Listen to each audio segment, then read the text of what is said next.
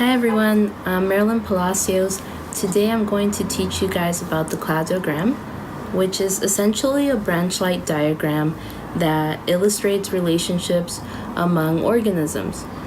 So let me go ahead and disappear from the camera now. As an example, I will use this cladogram of the most unusual of mammals, which are part of the superorder Xenarthra. The modern living members of this superorder are Dasypodidae, which are the armadillos, the Vermilingua, which are the anteaters, the Megalonychidae, which are the two-fingered sloths, and the Bradypodidae, which are the three-fingered sloths. Here is the cladogram. It is important to remember time goes in this direction, and thus would mean that the most ancient common ancestor would have been on the lineage before the armadillo. Hence, it means time moves progressively up. This is the route that shows the hypothetical ancestor of all these placental mammals on the cladogram.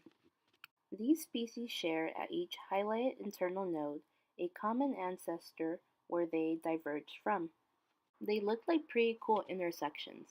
These circle areas highlighted are terminal nodes, which are the endpoints of the cladogram. Let's start with what these species have in common. Hypothetically, right here, all these three species have fur, claws, large tongues, tails, low body temperature, and low metabolic rate. These species do have their own unique derived traits that separate their characteristics in this lineage. The armadillo's most distinguishable feature is its armored carapace, which I put here on the branch because it is a feature that the armadillo only has.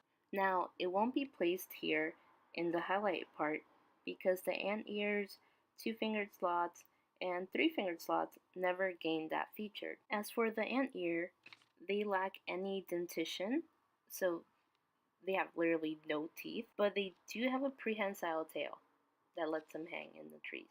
Before I go on, it is helpful to know that in between the most ancient common ancestor of both species of sloths and anteaters, some characteristics were modified.